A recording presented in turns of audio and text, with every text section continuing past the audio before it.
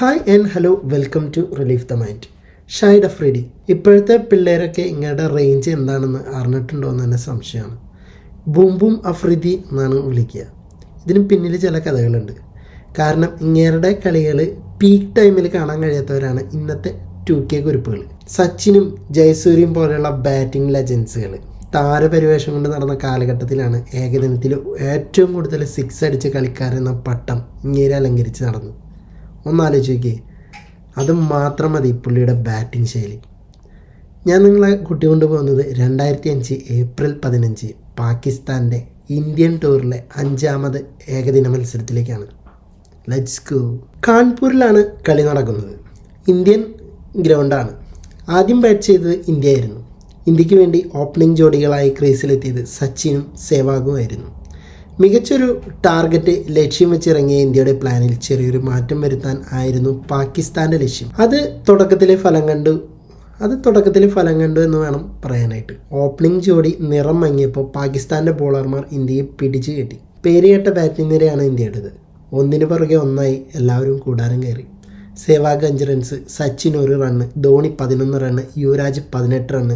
ഒരു ഘട്ടത്തിൽ ഇന്ത്യ 559 റൺസിന് 4 എന്ന നിലയിലേക്ക് കൂപ്പുകുത്തി. അപ്പോഴാണ് ദ്രാവിഡിന് കൂട്ടായി മുഹമ്മദ് കൈഫ് എത്തുന്നത്. മുഹമ്മദ് കൈഫ് എത്തിയതോട് കൂടിയിട്ട് സ്കോർ ബോർഡിൽ ചലനങ്ങളുണ്ടായി. സ്കോറിംഗ് പതിയെ മുന്നോട്ട് നീങ്ങി. നീണ്ട നേരത്തെ പരിശ്രമത്തിനും രക്ഷാപ്രവർത്തനത്തിനും ഒടുവിൽ കൈഫും ദ്രാവിഡും അർദ്ധ സെഞ്ചുറി തികച്ചു. കൈഫ് 78 റൺസ് നേടി, അതിൽ 9 ഫോറുകളും ഉണ്ടായിരുന്നു. രാഹുൽ ദ്രാവിഡ് 85 റൺസ് നേടി, 8 ബൗണ്ടറികൾ ഉൾപ്പെടെ.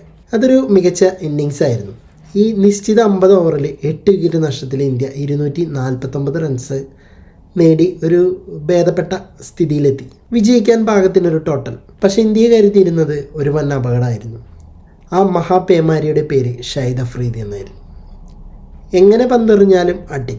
പാകിസ്ഥാൻ സ്കോർ ബോർഡ് മിന്നൽ വേഗത്തിൽ കുതിച്ചു വാങ്ങി. എന്ത് ചെയ്യണമെന്നറിയാതെ ഇന്ത്യൻ ക്യാപ്റ്റൻ ബോളർമാരെ മാറി മാറി പരീക്ഷിച്ചു. അതൊന്നും ഫലം കണ്ടില്ല.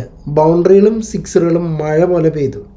അധികം വൈകാതെ 20 ബോളിൽ അഫ്രീദി തൻ്റെ ഹാഫ് സെഞ്ചുറി തികച്ചു. അപ്പുറത്ത് സൽമാൻ ഭട്ടാണ് നിൽക്കുന്നത്. സൽമാൻ ഭട്ടും ഷാഹിദ് അഫ്രീദിയും കൂടിയാണ് ഓപ്പണിംഗ് ഇറങ്ങിയത്. നോൺ സ്ട്രൈക്കർ എൻഡിലെ സൽമാൻ ഭട്ടിന് പ്രത്യേകിച്ച് വേറൊരു ജോലിയില്ലായിരുന്നു. ഇങ്ങനെ എന്തോ ഏൽപ്പിച്ച പോലെ ഇങ്ങനെ നോക്കി നിൽക്കുക. അഫ്രീദിയുടെ കളി കണ്ട് നോക്കി നിൽക്കുകയായിരുന്നു.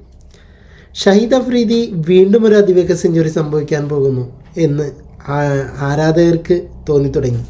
ആരാധകരെല്ലാവരും ആവേശത്തിലായി. ഇനി അത് എത്ര ബോളിൽ എന്ന് മാത്രം അറിഞ്ഞാൽ മതി. ആവേശത്തിൽ മതിമറന്ന് ആനന്ദിച്ചു പാകിസ്ഥാൻ ആരാധകർ. ഇന്ത്യൻ ആരാധകർ നിരാശയോടെ കാത്തിരുന്നു ഒരു ബ്രേക്ക് ത്രൂവിന് വേണ്ടി. എല്ലാം വിഫലമായി. അഫ്രീദിയുടെ ഫാസ്റ്റസ്റ്റ് സെഞ്ചുറി പിറന്നു.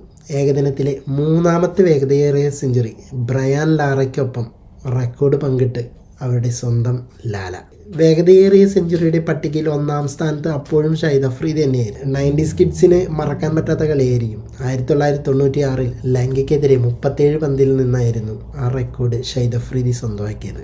തൊട്ടടുത്ത ഓവറിൽ 46 പന്തിൽ പുറത്തായെങ്കിലും ഇന്ത്യയെ തകർത്ത ആ ഒരു ഇന്നിങ്സ് 102 റൺസ് സ്വന്തം പേരിൽ അടിച്ചെടുത്ത പുള്ളി അതിൽ 10 ഫോറും 9 സിക്സും അടിച്ചു കൂട്ടിയിരുന്നു.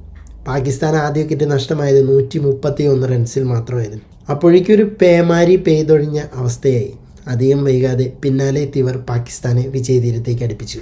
മാലിക് 41 റൺസും ഇൻസി 24ഉം ഇവർ പാകിസ്ഥാൻ്റെ വിജയത്തിൽ പങ്കാളിയായി. വെറും 42.1 ഓവറിൽ 5 വിക്കറ്റ് നഷ്ടത്തിൽ 47 ബോളും ബാക്കി നിൽക്കെ 249 എന്ന വിജയലക്ഷ്യം പാകിസ്ഥാൻ മറികടന്നു.